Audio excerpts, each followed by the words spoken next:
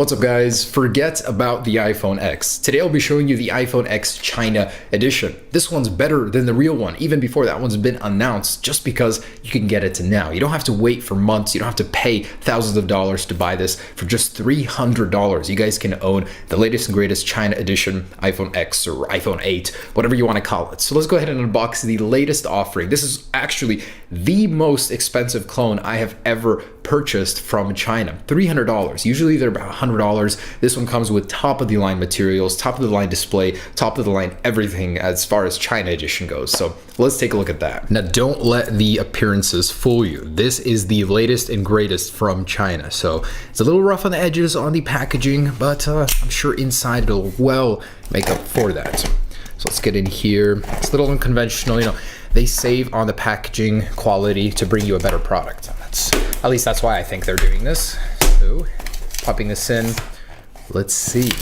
Now, if you guys remember, a little while ago, I did share with you the first edition iPhone 8 clone, and this one is miles better. This one actually represents the original design, so it'll be more of a one-to-one, not this weird ratio, tiny version. This one compared to the official, as you can see, is very tiny. The camera lens is elongated, kind of weird looking. You know, they didn't really know what they were working with first, so the display definitely, oh boy, that is hideous. So let's see how this one did. Hopefully a little bit better. Packaging is different already. Ooh. And here it is. Very nice. So definitely more representative of the final product here. Camera sensors are looking a little funky, both of them the same size. They will not be the same size on the original. One of them is going to be slightly bigger than the other, just a little bit. But here it is, iPhone. Pretty okay. Let's see what it says. iPhone 8 Plus. So they didn't get the naming right on this one, but no matter. You know, as long as the actual product inside is correct. So let's go ahead and unbox this guy. iPhone 8 Plus. That will be a real product, but it won't be the one with the vertical cameras. That's going to be the iPhone X model. Okay, and here it is. Oh, definitely a little bit more accurate inside. We've got this. Still no Apple stickers. The day a clone comes with Apple stickers is the day I will cry on camera for the first time. And this guy feels solid. It feels very hefty. That's nice. The feeling of premium quality just because it's heavy. We've got our accessories here. Unfortunately, no bundled AirPods this year, but we do have these. I wonder, do these come with a lightning? Oh, they do. So I'm assuming this doesn't have a headphone jack either. All right, so that is the iPhone 8 packaging. Let's check out the actual product. So how do I get this out of here? They actually sealed it in, so I literally have to cut it out of here. Okay. All right, and please be good. Did they really seal it into both of these? Wow, airtight. Okay. Ooh, iPhone. And here it is, guys. Look at that. They actually put an effort into getting those curved corners up on top, the sensor bar. Unfortunately, I'm seeing a little difference there from the original. There's a chin on the bottom and on the top where the screen doesn't go all the way through. So if I peel off the screen protector, look at that. There actually is a border here. So unfortunately, the display on this one does not go all the way up, but it is an 18:9 display. So that makes it the most sophisticated display on an iPhone clone ever. And on the back, check that out. Very clean. No FCC labels. Looks definitely in tune with more of the original here. So this is an early look, but still pretty dang good for the real deal, or the real clone deal. Camera lens looks definitely better than this one. You know, this design in general, I do like it. I mean, I don't see why people are disliking it. It looks cool, something different. Let's go ahead and power it on. And by the way, this has the longer power button here, and hopefully it's charged up here. On the bottom, we got our lightning port, stereo, well, just speakers for now, and then this one might have a stereo speaker up here, who knows. Tiny status bar cut out there, the speaker grill. There it is. Dang, that's not bad. That gives you a huge user experience, and that's a very sharp display. So you definitely get what you pay for with this. $300 for a clone is no laughing matter. Let's see how the software does, though. Does it make up for the price? So build-wise, I definitely say it's definitely the most well-built clone I've felt. Metal border there. This actually might be glass on the back, and not sure how I feel about this. Is it a resistive touchscreen? All right, so press home to open.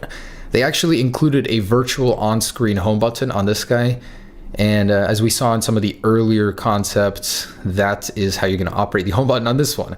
On the real one, we're going to see some sort of gestures. And as you can see, double tap there opens up the app switcher. Okay, get started on home. No thanks. So what do I have to click? Double tap to go home every single time? Are you serious? It does not go home from one tap. Interesting. That's kind of annoying. Ooh, there's Control Center. So they did copy the iOS 11 Control Center even. That's funny. Ooh, that works very well, surprisingly. It's a very bright display. Furry clone, very good. And I wonder if it can be adjusted and controlled. This is actually the first time I've actually seen an iOS 11 running clone. So that's kind of cool. You actually hold on these and they open up the platters. I wonder if it has 3D touch. Seems like it doesn't, definitely. Let me see. How do I activate Siri? Do I hold this? And nothing. So if I hold it, does it go home? No, it does not. Interesting. They kind of complicated this for no reason. Over here, we've got the widget view there. Cool. And the notification center. Unfortunately, they didn't copy the cover sheet, so it doesn't bring down the lock screen, just the notification center. Anyways, still acceptable for iOS 11. Let's go ahead and see what this thing is running. So let's jump in here. Definitely doesn't have the new icons from later betas of iOS 11, but iOS 11.0.1, cool. So this was a firmware that was rumored the iPhone 8 is going to come with it. Looks like it does. But we've got 128 gigabytes here, and this I believe is real 128 gigabytes for the price tag. Man, oh, that's annoying. No home with a single button. Even the App Store icon is not changed. The Maps is the old one. It's not the real deal, unfortunately. But it does look very good. I like how they blended the corners. Looks very sharp. So the display is pretty clean on this guy. The OS is there. Let's see what each one looks like. So that's the camera, the music player here. Wow, they really went above and beyond to copy all of those. That's cool. Let's see if they got the new App Store or if that's just a Play Store. Oh, wow. That's cool. That's the first time I've ever even saw a cloned App Store. Let me connect it to Wi-Fi and see if it actually works. Oh, home button started working. Okay, cool. That is actually amazing. The amount of effort these guys put to trick you into thinking that's a real App Store is amazing. So they have some sort of custom App Store on here with the very same look, and at least the features works. Categories, yeah, so this thing actually works. Not gonna find all the apps you want in here, but that is pretty neat. They got the animations even, so the animations very similar to the ones currently in iOS 11. Let's see the lock screen. Press home to open. Oh, whoa, what? So you can actually slide it to the camera and it unlocks the device? Oh, no, it doesn't. Just a weird glitch. All right, that's kind of interesting. It's just funny for me to go through this and see how they program this thing compared to the real deal. And look, here is the real App Store. So if you want the Play Store, not the BS one over here, you're gonna find that in the extras. So what else? What else could I show you guys? I got Safari, definitely cloned that one. The phone application. Let's see if they got a dark mode in here. Did these guys put a dark mode in before Apple even? Unfortunately, none of that.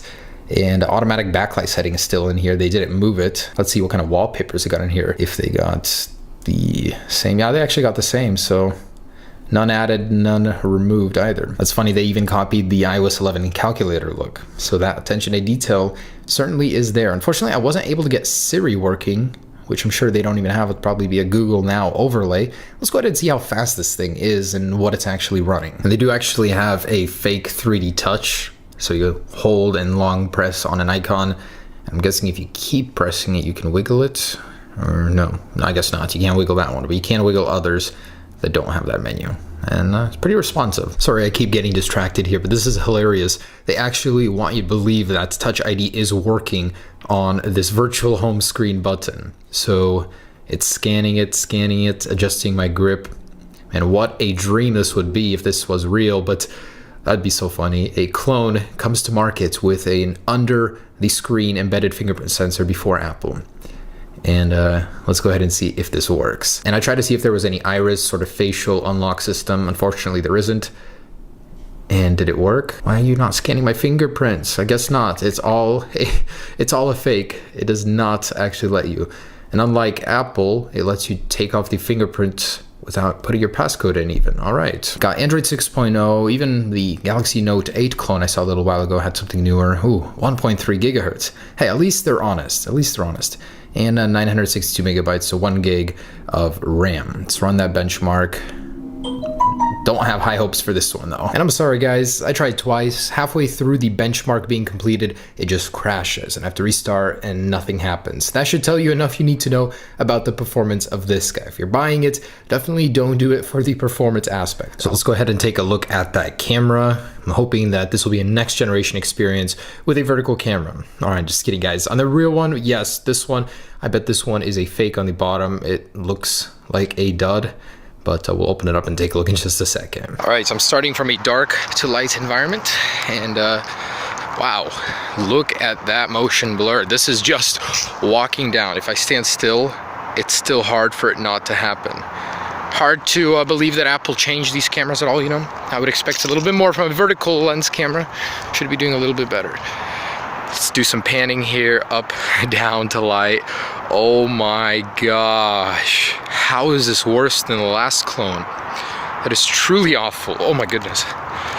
So if you're buying this for the camera, just know this literally should not even be defined as a camera. It is so bad. And the front-facing camera, hard to say it's any better. I don't even know what all of those little things are. I bet they're duds, but there it is. Also some pretty awful motion tracking blur there.